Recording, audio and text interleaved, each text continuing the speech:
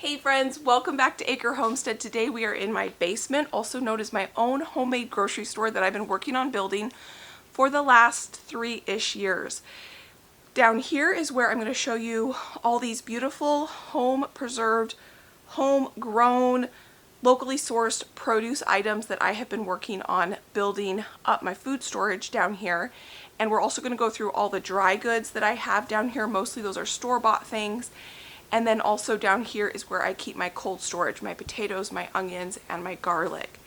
So we're going to do an entire tour of down here, and then we're going to go upstairs and I'm going to show you where I keep in my kind of like walk-in pantry, where I keep mostly my home dehydrated and freeze-dried and baking goods up there. So we're going to do 2 different pantry tours, and we are also going to shop our shelves. I'm going to show you how to make a meal out of all the stuff we've worked on preserving and buying in bulk to save us money so that we can buy the best quality produce or the best quality dry goods as possible at the best price.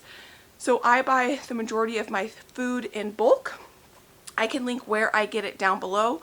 One of the main reasons I do that is because I do try to buy organic as much as possible, and I have found that I can get the best price if I buy it in season, in bulk, from local farmers or from a company where I can buy a 25-pound bag of organic flour as opposed to buying a 10-pound bag of organic flour from my local grocery store. So I can leave a link for a couple resources on how to go about starting a pantry like this. Something like this does not happen overnight. It's a big investment, not only with your financial resources, but also your time resources to put all this food in jars and to source all this food, keep it organized, takes time and it takes finances. And so I can leave some links on how to go about building this. Like I said, this is a work in progress. This has taken me many years to get to this point. And if you get anything from it, I just want to encourage you that you can also build a food storage room if it's something you're interested in. The majority of these items in these jars I have videos on, so I will also link a playlist. So if you're interested in learning or watching how I fill these jars, I can leave that canning playlist or food preservation playlist down in the description box. So let's go ahead and get started. Let's start at the top. We'll kind of work our way down and over. So first off, up here, this whole area up here are empty jars. And those jars are jars that we are going to be using to fill when we do some canning projects. We will work on filling those jars this coming winter. Most of the canning I do in the summer and fall, but because we were so busy with the move and things, there are some things that I've just thrown in the freezer that I never got to put in jars. So we still get to enjoy some canning projects over this winter. And I do a lot of my pressure canning projects throughout the winter. So as we go through this, I'll kind of explain to you what I mean by that. So let's go ahead and go over here now. These jars here are barbecue sauce that are made out of rhubarb that is incredible. And I have a bunch of it, so I didn't need to make this year, but I do have a video on that. This is just some traditional barbecue sauce. This is from a friend. I've never made traditional barbecue sauce before, but I have a huge bag of garden fresh tomatoes from the garden that is in my freezer. And I think that's one of the goals that I want to try to do this year over the winter, is try to make some more traditional barbecue sauce versus my rhubarb barbecue sauce. Josh and I love the rhubarb barbecue sauce, but I think it would be fun to try something new. This right here is a fig caramelized onion balsamic chutney. Our favorite way to use this is on burgers. It's phenomenal. We used our figs from our last property to make that. This is plum sauce, like Asian plum sauce that you would put in pho, and this is incredible. We made this from our plums from our tree from 2 years ago actually, because this plum tree died and we weren't able to get any plums from it this last year. So I'm glad that I have a few jars of that. Here is a jelly. This is a peach jelly. And one of our favorite items that I did not need to can this year because I canned enough of it last year is cowboy candy and the cowboy candy brine. Cowboy candy is a pickled candied jalapeno that is one of the best things that I have ever preserved. The brine is also really delicious in using it in marinades, in soups and stews, because it's basically just sugar and apple cider vinegar. And I can this up because I don't want to waste it. And I can also open these jars when I go to make cowboy candy. This coming summer, I'm probably going to have to make some more cowboy candy. So that's why I don't waste the brine. Coming down here, we have our blueberry jam. This is from the blueberry plants that we had at our last property. So I have quite a bit of that. We also have cranberry sauce. And so we didn't have to make any cranberry sauce this holiday season because it looks like I have 3 more jars. The rest of those back there are blueberry jam. I might make a few more of these this year because I have some cranberries in my freezer. We'll just see how this winter goes. Our favorite thing on our pantry shelf, probably for Josh and I, is strawberry jam. We have a lot of that. And this is plum jam from our homegrown plums. And then this is rhubarb jam and fig jam. Both of these jams are all homegrown rhubarb and homegrown figs. Now there is one thing here, we have a lot of this. You can see it goes all the way back there. And I'm okay that I have so much rhubarb jam.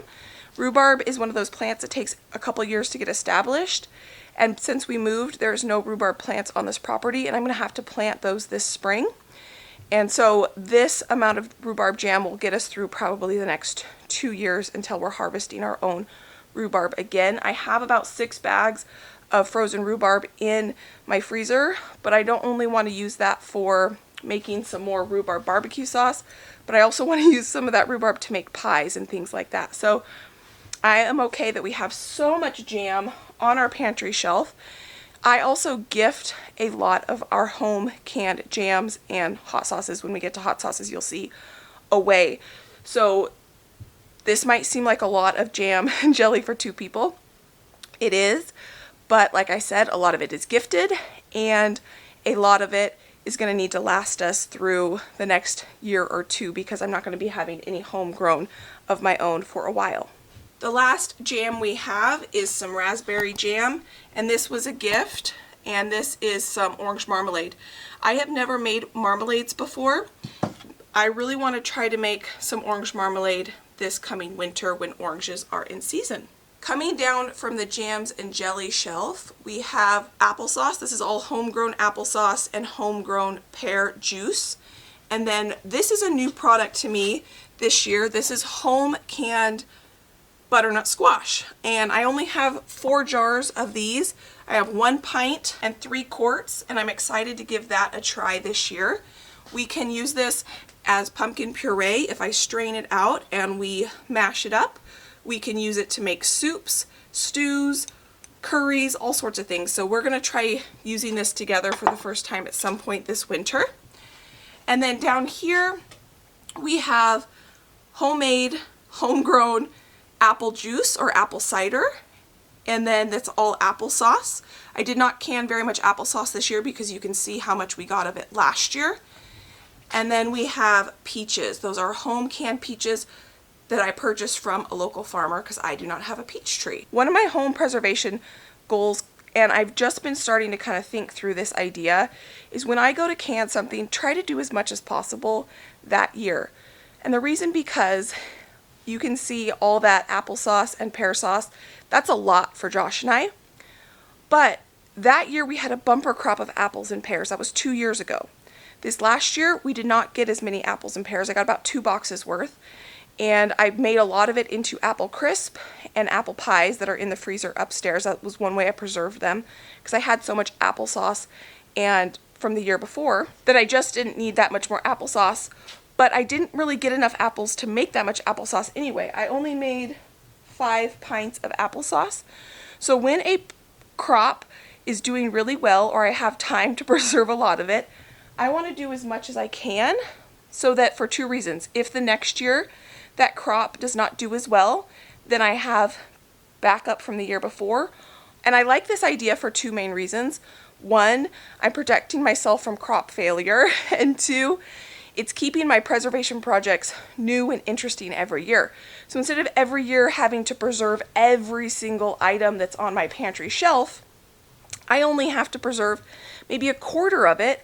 I do a big batch and then I don't have to do it for a couple years, and it keeps the food preservation projects fun and interesting. Moving from the applesauce and pear sauce, this is a new product to me. I have never canned before, and it's one of the things I'm the most excited about, and it is something I am calling soup base, chili base, pasta base, I don't know, whatever you want to call it. It has onions, garlic, and tomatoes in it. I pressure canned that, and that was all homegrown, so that's a big accomplishment for me. And it's just a way to preserve some of those things where I'm going to show you how we're going to use it at some point, but it's just a good base for starting pasta sauces, chilies, or whatever. It already has some of those flavors that you would add, and they're already in the jar. I don't have to worry about chopping an onion, peeling garlic, or anything like that because they are already in the jar. So that is a fun and exciting new product for me. From there, we have a ton, an entire shelf of just crushed plain tomatoes. This entire shelf is nothing but crushed tomatoes. Half of those are homegrown tomatoes and half of them were bought from a local farmer this year.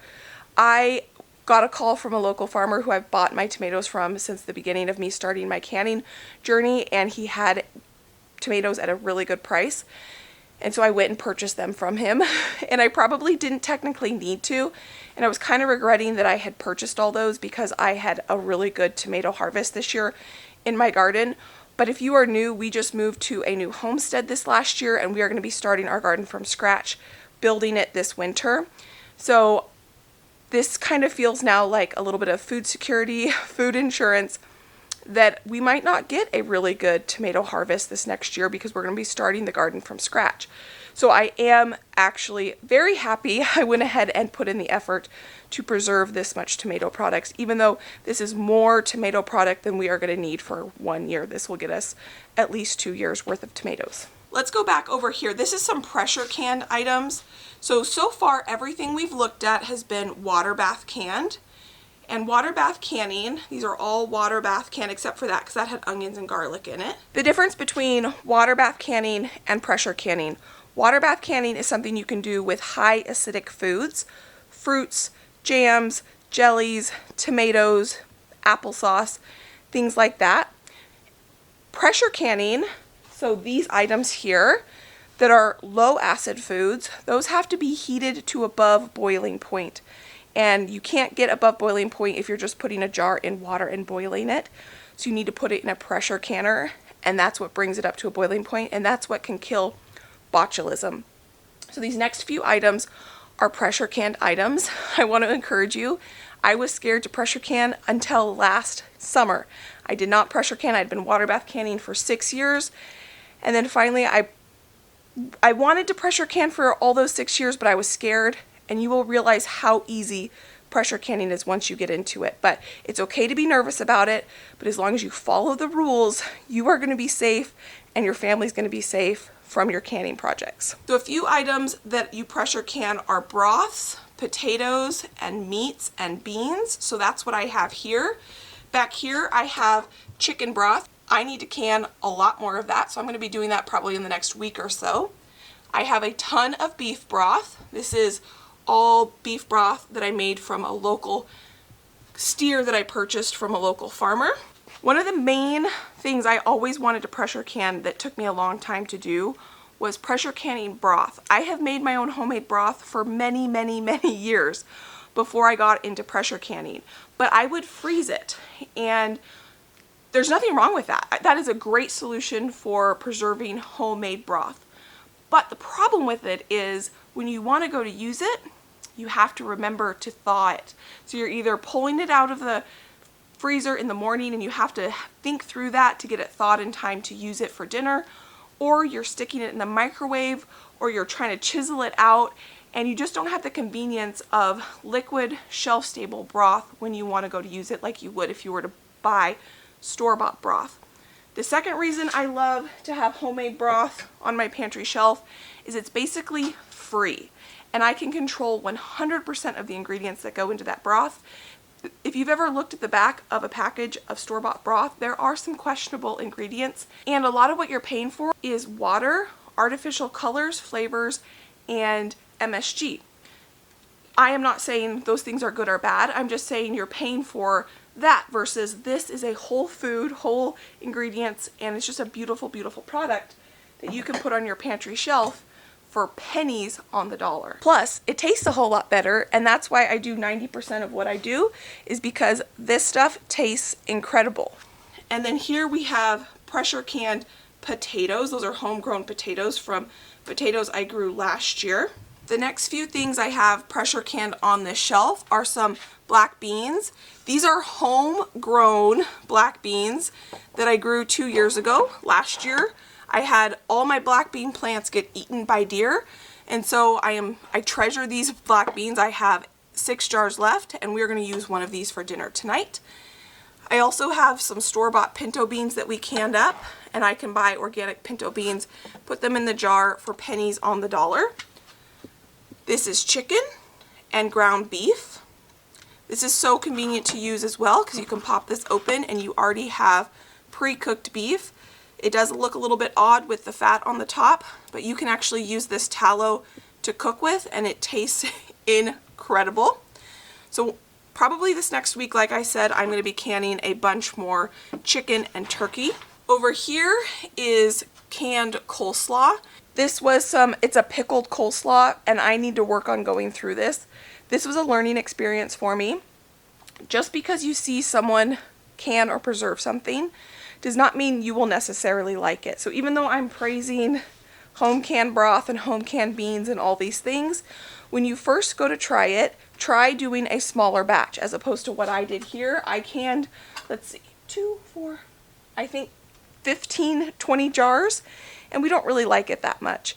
And so this was a learning thing that I am working on going through this because this is homegrown coleslaw, like the cabbage and the carrots were homegrown, so I don't want it to go to waste. But it just taught me that just because you see someone else do it, the first time you go to try to do a recipe that's new to you, maybe just do a smaller batch, taste it, and see if you like it. And then if you do a bunch more of it. This coleslaw is a water bath can, and the rest of the things that we have on the shelf are water bath canned. So we will go ahead and go through the rest of them. This right here is a Sloppy Joe base. It's basically like, what is that one called that you can get at the store? I don't know the name of it, but this has onions and peppers and tomatoes, brown sugar, Worcestershire sauce, and all the spices you would put in Sloppy Joes. So all I have to do to make Sloppy Joes is either open a jar of this pre-cooked ground beef, dump it into a pan, heat that up, and then put in a jar of our Sloppy Joe base. Or I could thaw some meat, cook the ground beef, and then pour this on, and I have Sloppy Joes. Super easy. This was a new project to me this year, and we love it. Another new project for me this year is this right here. This is homemade enchilada sauce. This is one of the best things on my pantry shelf.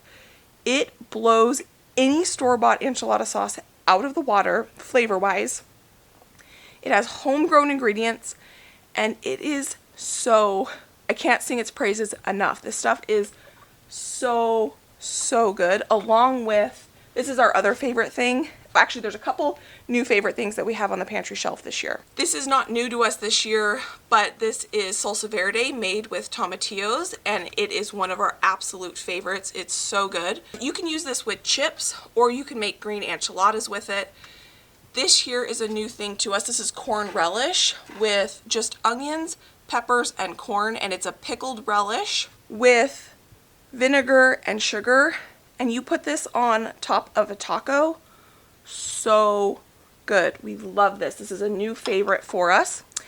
And it's kind of a way to make, it kind of reminds me of when you would make like a corn salsa to top on a taco, except it's shelf stable and I can just open a jar and I don't have to make a corn salsa to have a corn relish salsa type thing on a taco. It's so good.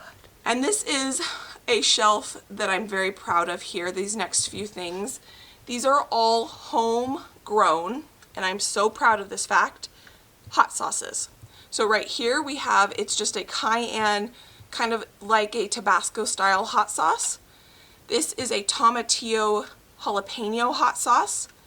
This is sriracha hot sauce. This actually is not homegrown. I made this last year. I only have 2 pints of this, and I have some more going fermenting in the refrigerator, which we still need to get to. In late summer, we started fermenting some different hot sauces, and I've had those in my secondary refrigerator upstairs, and that's where they are right now.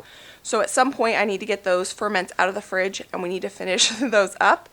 So that's what that is. And then this right here is probably one of the best hot sauces I've ever made. It's a Sugar Rush Peach Pepper hot sauce that I put peaches in.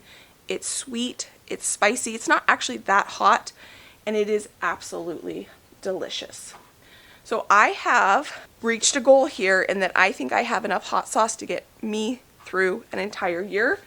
And this hot sauce, this is the Tomatillo Jalapeno hot sauce, is not crazy hot. And Josh is enjoying this, which is a huge accomplishment for me to have a hot sauce that's not too hot that he can enjoy. From the hot sauce, we have a couple different salsas. This is a peach salsa, and this is a tomato and peach salsa. I only have 3 jars of this, so I didn't make any more of this last year, but next year I will need to, because we will go through those 3 jars within this next year. Moving down here, this is another thing that I'm really proud of. This is pizza sauce, and I made enough pizza sauce last year that I didn't need to can any of it this year, but probably next year we will go through and can pizza sauce. I use 1 pint for 2 pizzas, and every time I make pizza, I always make 2 so we can have leftovers. This is a new thing for me this year. Well, I shouldn't say that.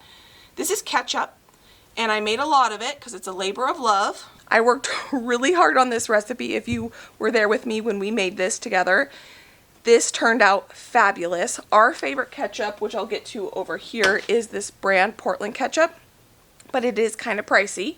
So one of my goals was to try to make my own homemade ketchup taste like that Portland ketchup, and we did a fabulous job.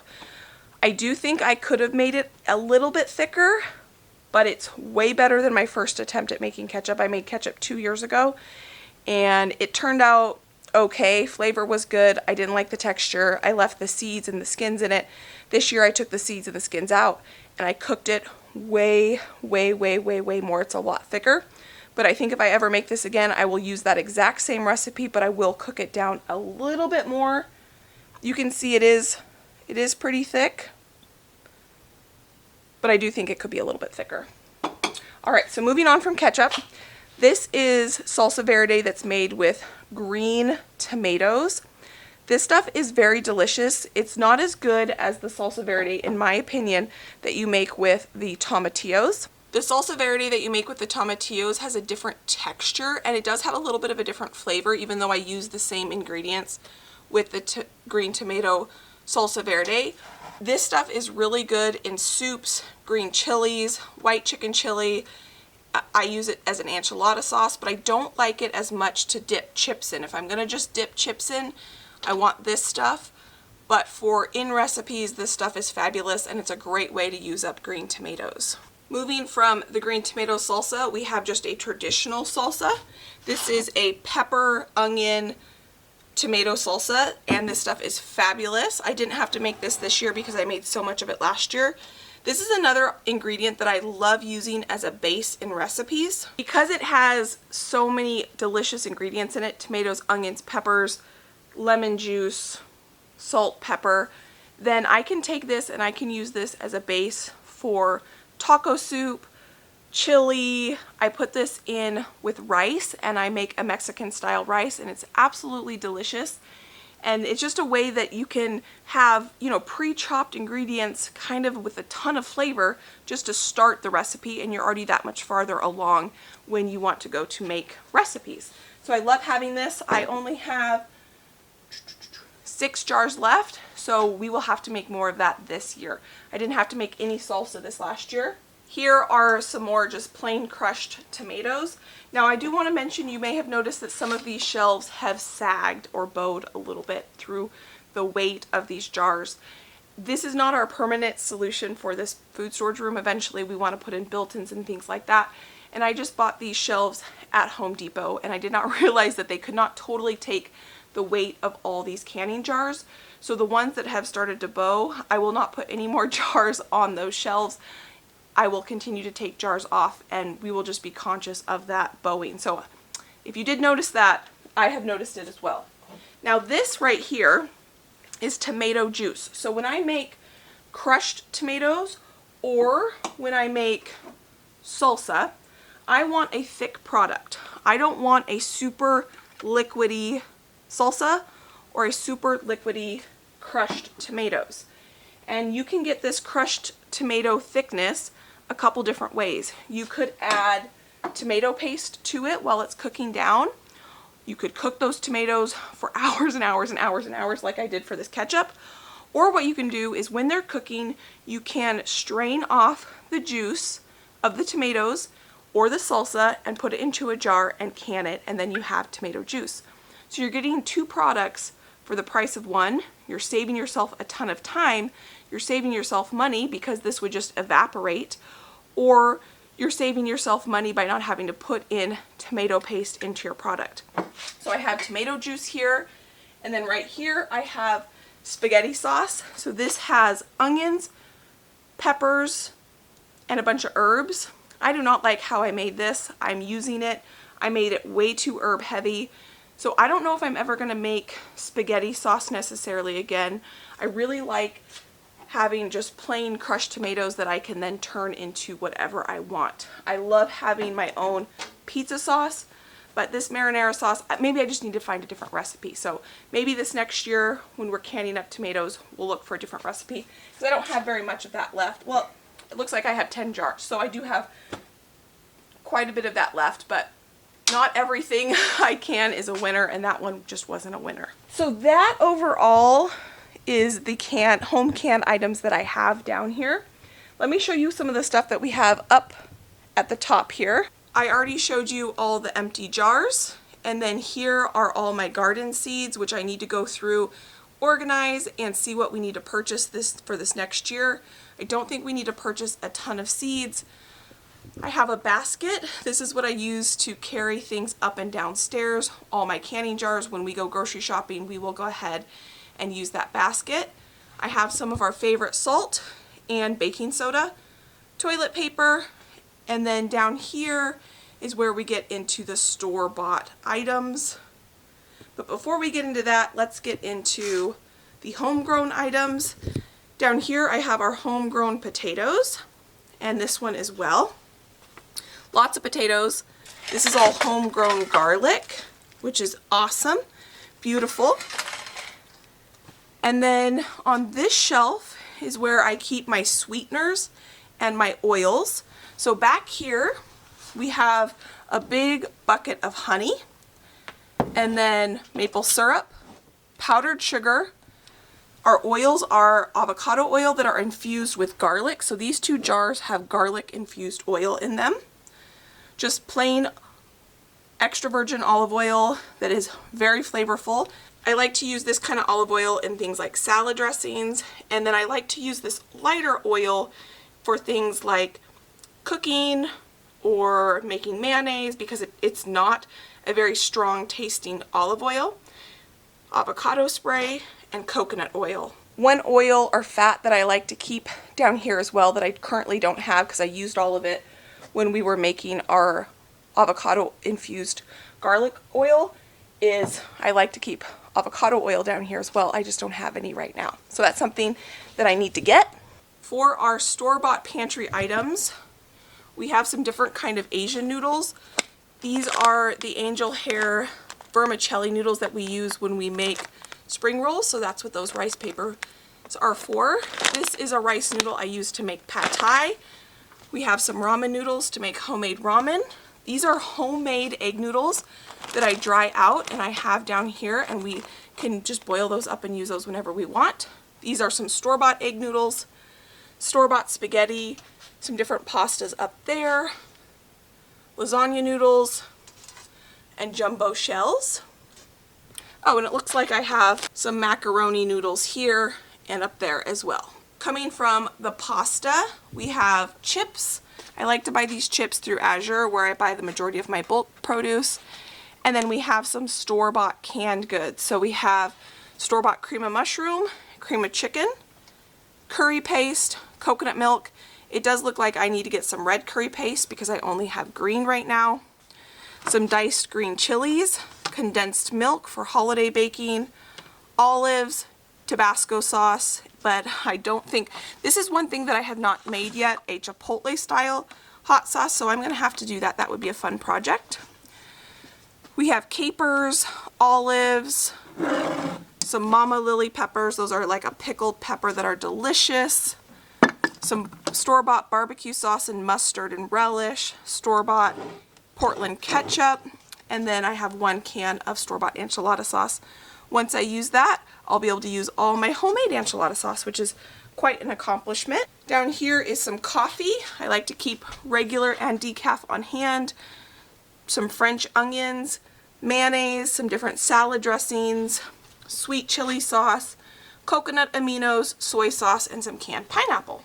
Coming down from there, we have some almond milk, Worcestershire, some different vinegars.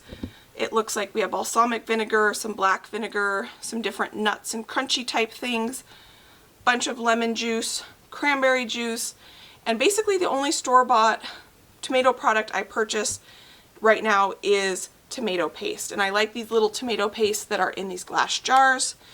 Down here we have wine, and that's been a collection I've been collecting, and I can't wait to open that up again. And then this is kind of something super cool. I did not grow any spaghetti squash this year. This is spaghetti squash from last year's garden, and it is held up for over, it's over a year old, and it's just fine. So we have 2, 4, 5 of them. Spaghetti squash is so prolific. The shelf stability of it is incredible.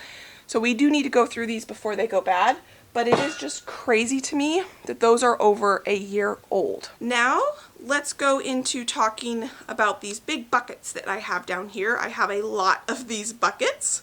Starting in this section right here, this is where I keep a lot of flours. I have whole wheat flour down here, white flour, bread flour, and then I have a bunch of wheat berries, the actual berry that you can grind and turn into flour. So I have soft white wheat and hard red wheat berries. That is something that I used to do a ton of, is grind my own flour. And I've kind of taken a little bit of a break from that, and it's something that I want to get back into. So I have a whole bucket, and that's something we need to get into. Being down here and talking about it is getting me excited about it again. Moving on from our wheat section, we have our rice and bean section in the back. I have different types of beans, pinto beans, black beans, and white beans. In the front here, I have a bunch of different kinds of rice. Rice is probably one of our favorite starches, and so we have a bunch of different kinds of rice. I have all the kinds of rice. We have jasmine rice, basmati rice, Horman rice, which is like a sticky rice. We have brown rice and just plain long grain white rice. We have all the different types of rices depending on what type of dish, whether I'm making a more Asian dish or Indian dish. I like to have all my options when it comes to rice. The only rice that I don't have in bulk right now is arborio rice, which is the rice you use to make risotto, because I don't make a lot of risotto, but it's something that I actually need to put on my list, and I do want to get, maybe like 10 pounds of it so that I can make risotto. Oh, I do also have einkorn flour in our flour section, which I forgot to mention. And then coming over here is kind of where I have my random things. We have rolled oats, salt. I buy salt in huge quantities, popcorn, and steel cut oats and cornmeal. So that's what is kind of in this section right here. I have this tote down here just so that, critters can't get into it. It's things that need to find a bucket or a home. So this was a bag of oats that I didn't completely empty, which I have space for it upstairs, so I could bring that upstairs and I could empty it in there. We have a bag of big crystal salt for a salt grinder, a bag of semolina flour that I don't have a glass jar to put it in, and then some einkorn flour that needs a bucket. So now that we've gone through this pantry down here, we've got another pantry upstairs we're going to go through with our home freeze-dried and dehydrated things. But we are going to make dinner tonight, and I'm going to show you how I can shop my pantry shelves, and we can make a dinner in less than 10 minutes with all of these pantry items that we've preserved over the year. So the first thing I'm going to add to this is a pint of our green tomato salsa verde. This is a great way we're going to make a taco soup to use this up. We are going to grab a can of our canned chicken. So I don't even have to thaw chicken or make sure I have thawed chicken in my refrigerator. We've got it right here. We need, let's see, let's add a can of our salsa, because that's got tomatoes and onions and peppers and all of those. You know what, let's not add that this time. Let's add, I'll show you why when we get upstairs. We're going to add a can of our tomato, onion, garlic base, a can of chicken broth. I'm going to grab a head of garlic. I do have dehydrated garlic, but I want to try to go through the fresh garlic first so that we use that before it goes bad. I almost forgot a can of our homegrown black beans. And then I'm going to grab 2 red onions. And I'm grabbing red onions because the red onions have a little bit of a shorter shelf life than the yellow onions. So I want to try to use those up first. And that's another reason why I could have grabbed a jar of salsa instead of the onions and tomatoes. But I want to make sure that I use these fresh ingredients first so that I don't have them go bad on me. So let's go upstairs and we're going to make dinner, and then I'm going to show you the last of the pantry that we've got all of our dried and freeze-dried items in. So let's get some dinner going. We've got all of our goodies in here. I'm going to grab a couple more things out of the freezer that we preserved up over the last year. And that is some peppers. These are all peppers that unfortunately I didn't grow. I didn't grow enough peppers to get me through a year, but I purchased from a local farmer. I love having peppers in my freezer because we don't have to do any slicing and dicing of those peppers. They're organic peppers. Organic peppers in the winter are so darned expensive that I like to be able to support a local farmer and buy a bunch of them when they're in season, dice them up, put them in my freezer, and then I can use them when I need to use them. I also grabbed out a thing of corn that we preserved up over the winter. And let's go ahead and get our onions and our garlic diced. It is 1 o'clock. If I had all day, I would throw all these ingredients right into the crock pot, but I don't have all day. And if it was right before dinner, I would throw all these ingredients right into a pot on the stove. But I kind of have some time. So because I don't have it all day, because I have some time, we're going to do kind of a hybrid where we're going to saute the onions and peppers on the stove with the garlic, and then we'll throw everything else in the crock pot and we'll let it cook for the rest of the afternoon.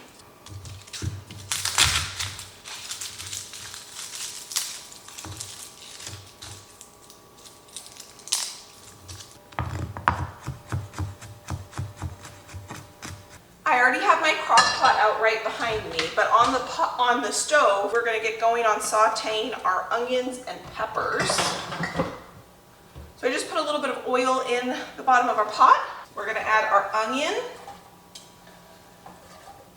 I'm going to cook this on a pretty high temp so we can get these onions going really quickly here. I'm also going to add all my peppers that I want to add too. We're going to get these in here. I'm going to add probably the equivalent of about 1.5 peppers, so 2 handfuls or so. To the crock pot, I just added our black beans, our tomato base, and our chicken broth. This is a jar of our green tomato salsa verde going in. Our onions and peppers are softening and sauteing up beautifully, so to this we're going to add our corn. I'm only adding this because I don't want to add frozen corn to the crock pot because it will take too long to warm this up. So we're just going to thaw this corn out in this pot with these peppers and onions. While the corn is cooking or thawing, we're going to add our chicken or turkey. I keep these pieces really big when I put them in the jar so that they don't turn to absolutely nothing when I put them in the pot. Stir that up. Now we need to add our seasonings. This is cumin. Whoop! I'm going to take some of that out. That was way too much.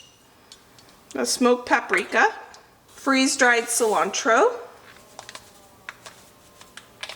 coriander, salt, black pepper, oregano. We're going to stir that up.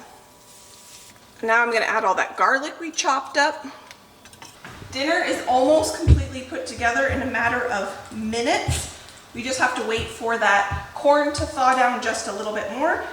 We can stick that in the crock pot, and then we're ready to just let it sit. I did forget to grab a bag of chips downstairs while I was down there, but while I'm at it, I'm going to shred up some cheddar cheese to go on top of our taco soup. The way I serve our taco soup is with some cheese, chips, sour cream, and hot sauce. All right, so we got our cheese for dinner tonight. Our corn pepper mixture is nice and warm. It's not, the corn still has a little bit of frozen spots to it, but I'm not worried about that at all. Our onions are nicely sauteed, so are our peppers. So we're gonna add this to our soup. I like to add 1 block of cream cheese for creaminess to the soup. I'm gonna stick that down in there. We're gonna add the lid back on, and now we're gonna let this cook. And just like that, we have our dinner going. I will show you what it looks like coming all together, and we still need to taste test it, obviously. Once this kind of cooks for a few hours and marries all the flavors, we'll taste it and we'll adjust it for spices or seasonings. And we opened 5 jars to make this, which is awesome. That means we're using what we put up. It was worth the effort of going through, of putting the things in the jars to then go ahead and use it. If we just keep them on the pantry shelf and don't use them, it's all for naught. Plus we used a package of corn we preserved, and we used peppers, onions, and garlic. So awesome. Let's go ahead, let me show you the last pantry we have in this house. This is my food pantry in the main part next to the kitchen, and it's still a work in progress. Back here is where I keep a bucket of flour. We have white flour, whole wheat flour, oats, sugar, and I think there's a second bucket of flour up here that doesn't need to be up here. I like to keep one of everything that I go through the most of up here so that I don't have to run downstairs every time I empty my container that's in my kitchen, where if I'm making something, banana bread, pancakes, whatever it might be, I don't have to run all the way downstairs. And that way I can have a good rotation of the things I go through the most of. When I go through a bucket up here, I then take the bucket from downstairs, I bring it up here, and I fill that empty bucket down there. So I'm constantly rotating through. This is where I need to work. So I have all these shelves here, and I have a few canned goods of a few different random things. Like we have a tomato sauce, we have some tomato salsa verde here, some broth, 1 thing of chicken, a couple different random jams, some hot sauce, and some of our corn salsa. But what my goal is up here in these shelves that I haven't got to yet is going to be to have 1 or 2 or 3 of everything that's downstairs up here. So that will be my goal, so that I don't have to run downstairs every time I want to make a meal, a pantry staple meal like I did today. I can have everything up here, and I'm not constantly running downstairs. Say like right now I have no pizza sauce up here, so every time I make pizza I have to run downstairs. I have no enchilada sauce. Well, I do have 1 enchilada sauce. That's the thing. I don't know what I have up here and what I don't. So in the next few weeks, hopefully I will get this area organized. But the area behind you I have organized. And that is where I keep my baking goods, my dry goods, my freeze-dried goods, and things like that, my dried fruits. So let's start down here. On this shelf, we have 3-gallon glass jars of freeze-dried liver. These are for my dogs. When I purchase half a cow, I ask for all the organ meat. So this is actually kidney and heart liver as well. And my dogs go crazy for this. So that's what that's for. And then back there, I have a jar of sprouting mix. So to make my own sprouts in the winter. This is a big jar of dried cranberries. We have, these are homegrown, home dehydrated onions. And what I need to do with this is powder this up, because I don't reach for this very often because they're in these big flakes. So as soon as I powder these up, I will go through them very quickly. Back here, we have cooked brown rice in broth that I then freeze dried. I was doing a big freezer cooking day and I cooked way too much brown rice. And I freeze dried that, so now that brown rice is instant brown rice, so I could add that to a soup, or something, and it would cook up in a matter of minutes. So I'm really excited to have that on the pantry shelf. I have some popcorn. This is a really cool ingredient. This is freeze-dried cucumber, shredded cucumber. Probably one of the coolest things I freeze-dried so far. This is perfect to make homemade tzatziki sauce with homegrown preserved cucumber. So good. I'm so happy I did this. I'm gonna have to do a lot more next summer if I get enough cucumbers. So hopefully we'll get enough cucumbers to do that. Back here I have dehydrated greens, and I use those in smoothies and things like that. Next year I'm probably not going to dehydrate them. I'm only going to freeze dry them. This right here is freeze-dried zucchini, which I forgot. I'm actually going to add some of this to our soup. This is one of my other things I'm super excited I freeze-dried. I think I had 1 more gallon, and I've already gone through the freeze-dried zucchini shreds. I add this to soups, stews, meatloafs, all the things. This is just a good way to get more nutrition in multiple different recipes. You can't even taste it. Here is some freeze-dried celery. I have yet to use that, so I'm excited to give that a try. And then we have freeze-dried tomatoes. I haven't used these yet either, so we're yet to see how we like these. If you are interested in a freeze dryer, I can link the one I have down below. The more I use it, the more I love it. There is two more things that I have freeze-dried that are up here. Let me get those and show them to you. This is freeze-dried eggs, and I'm super excited I freeze-dried eggs because my chickens are molting right now and they're only laying about 2 eggs a day. So I am using these quite a bit. And then I have freeze-dried bone broth. This is also one of my favorite things I freeze-dried, and I need to freeze-dry a bunch more of it. You can see I'm almost out of it. I use freeze-dried bone broth just like you would use freeze-dried, or not freeze-dried, but better than bouillon or bouillon powder or bouillon cubes or Knorr powder or whatever it might be. This is just a shelf-stable broth that you can add to all your different things to just really increase the flavor, and I love it. So I need to make more of it.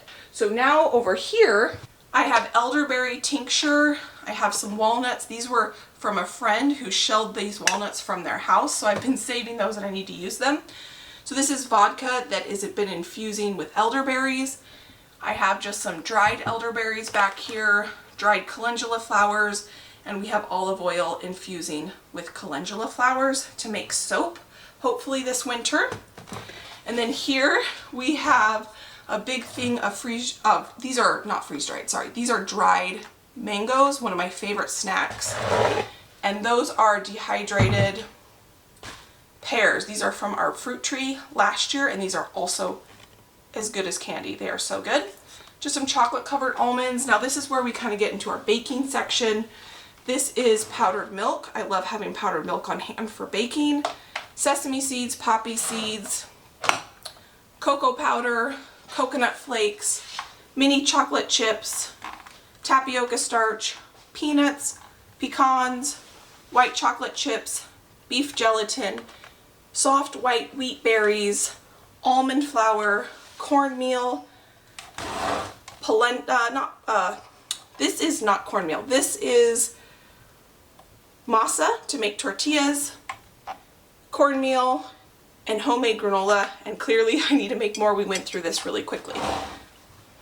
Down here we just have some random things that I need to put away still. We have some medjool dates, green lentils, bread flour, emmer flour, and then just along this shelf I have my plastic wrap and foil. I like to keep this little basket with rings and lids for canning projects. This is my kombucha. I need to get back into making my own kombucha, probably this winter if I have time. I want to start making it again. I keep my KitchenAid attachments up here, my electric pressure canner. This is my absolute favorite canner ever. I can link it down below. It is game-changing when it comes to canning. I have lots of videos with it. We've got lids and jars, more canning jars, our freeze dryer trays, our bowls, our big mixing bowls, our proofing bowls, serving platters, egg cartons, and some tea holders. And then from down there, down here, we have all the vinegars for canning, lemon juice, and our little appliances, like our rice cooker. Instapot lives down here, our food saver.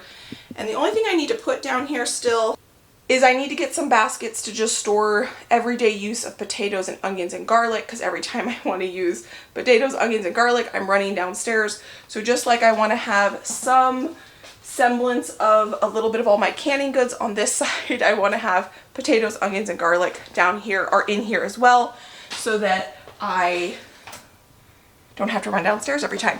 Now this closet has no heat or cooling to it.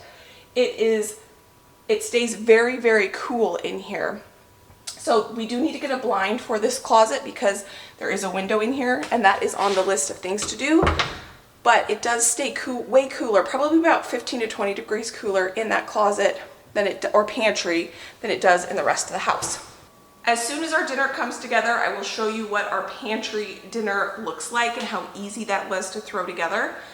But overall, I hope you just really were encouraged by this, that if I can get into canning and buying in bulk and food preservation and buying local as much as possible and trying to make my dollar stretch by doing that, then I hope that encourages you that it's something that you can do too. And like I said, this is something that has taken me years to get to this point. Years. Josh and I, when we first got married, that was the first year. It'll be 8 years in February. That's when I got into canning, buying local, buying in bulk, and we lived in a really small suburban lot. I turned one of our guest bedroom closets into a pantry, and that's where it got started. So it's only grown from there, and it's taken a long time to get to where I am. But you just take wherever you are and you learn those skills. The first thing I learned to can were crushed tomatoes, and then it was applesauce and jams and jellies. And even just a year and a half ago is when I got into pressure canning beans and meats and broths. And I just want to encourage you that if I can do it, you can do it. And I have a lot of resources I can link down below that can help you get to where I am today if it's something that you are interested in. I also can link a website called localharvest.org, and they are I think it's .org or .com. They are a nonprofit that helps food consumers meet food producers that are local in their area, whether it's UPIC, whether it's joining a CSA, Community Supported Agriculture, finding local farmers that grow berries or produce or raw milk or grow pork, chicken, beef, and things like that. So I just want to encourage you that if I can do it, you can do it. And I'm super grateful that you took time out of your day to spend time in my kitchen and in my pantries with me. If you enjoyed this video and you want to kind of learn a little bit more about food preservation, I'm going to put a food preservation playlist right here. It's going to have canning, freeze drying, dehydrating, all the things right here. You can go enjoy that between now and my next upload. I can also put another playlist down here for you to enjoy. I hope you guys are having a fantastic day, and I can't wait to see you next time. Bye, friend.